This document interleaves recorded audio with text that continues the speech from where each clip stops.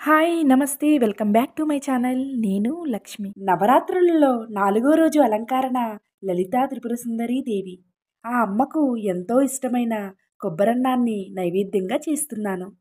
కొబ్బరన్నానికి కావలసిన ముఖ్యమైన పదార్థం కొబ్బరికాయ. కొబ్బరిని చిన్ని ముక్కలుగా కోసుకుని చక్కగా మిక్సీ పట్టుకుంటే ఇలా చిక్కని పాలు తయారవుతాయి. నేను కొద్దిగా చేస్తున్నాను కాబట్టి ఒక కాయను మాత్రమే వాడుతున్నాను. మీరు ఇంట్లో మీకున్న సభ్యులను బట్టి ఇంకో కాయని యాడ్ చేసుకుంటే సరిపోతుంది. అలానే బియ్యాన్ని చక్కగా కడుక్కుని పక్కన పెట్టుకున్నాను. నేనైతే ఇక్కడ కొద్దిగా బాస్మతి రైస్‌ని, కొద్దిగా నార్మల్ రైస్‌ని కలుపుకున్నాను. మీ ఇష్టాన్ని బట్టి మీరు బియ్యాన్ని ఎంచుకోవచ్చు.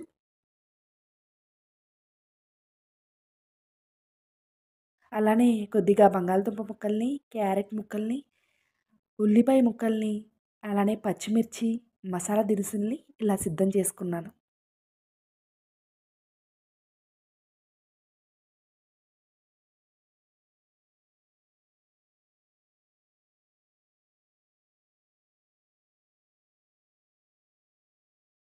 ఎప్పుడూ చెప్పే మాటే.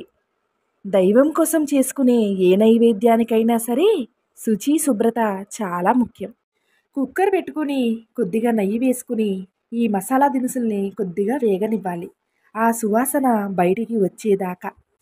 కొబ్బరి ఫ్లేవర్ ఎక్కువగా ఉండాలన్న ఉద్దేశంతో మసాలా దినుసుల్ని సరిపడా మాత్రమే వేస్తున్నాను. ఇంకా కావాలి అనుకున్న వాళ్ళు చక్కగా వేసుకోవచ్చు. ఉల్లి చీలికలు, పచ్చిమిర్చిని కూడా వేసుకుని వేయించాలి. అలానే ఈ బంగాళదుంప ముక్కలు, క్యారెట్ ముక్కల్ని కూడా వేసుకుని కొద్దిగా ఫ్రై చేసుకోవాలి.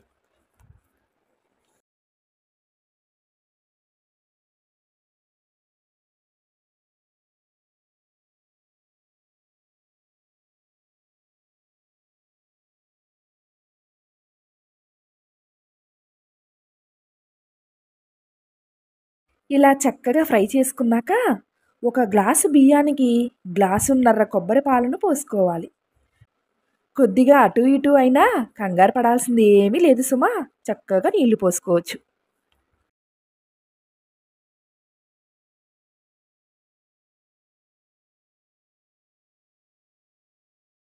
నోటికి రుచి ఉప్పు లేనిదే రాదు కాబట్టి కొద్దిగా సరిపడా కల్లుప్పుని వేసేసుకుంటున్నాను.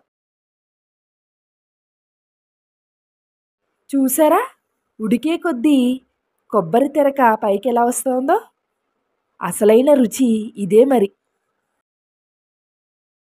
ఇక ఈ సమయంలోనే మనం కడిగి పెట్టుకున్న బియ్యాన్ని వేసి కలుపుకోవాలి. కొబ్బరి తినడం వల్ల వచ్చే లాభాలు ఎన్నున్నాయో తెలుసా? కొబ్బరిలో ఐరన్, మెగ్నీషియం, మ్యాంగనీస్, కాపర్ వంటి ఖనిజాలు పుష్కలంగా ఉన్నాయి. చర్మం మీద వచ్చే మొటిమలు, మచ్చలను తగ్గిస్తుంది. చర్మాన్ని యవ్వనంగా, కాంతివంతంగా మారుస్తుంది. నీరసం, అలసట మరియు థైరాయిడ్ వంటి సమస్యలను కూడా తగ్గిస్తుందట.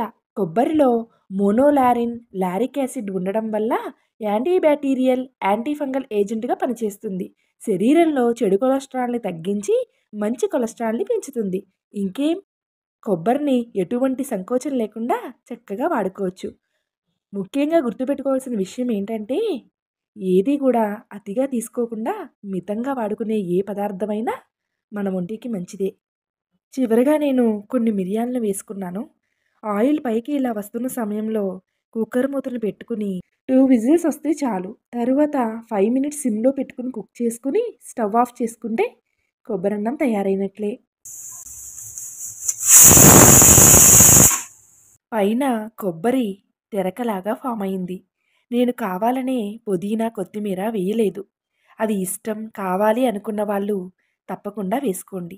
మిరియాల ఘాటుతో, కమ్మగా కొబ్బరి ఫ్లేవర్తో అమ్మవారికి ఎంతో ఇష్టమైన కొబ్బరన్నం నైవేద్యం సిద్ధమయ్యింది.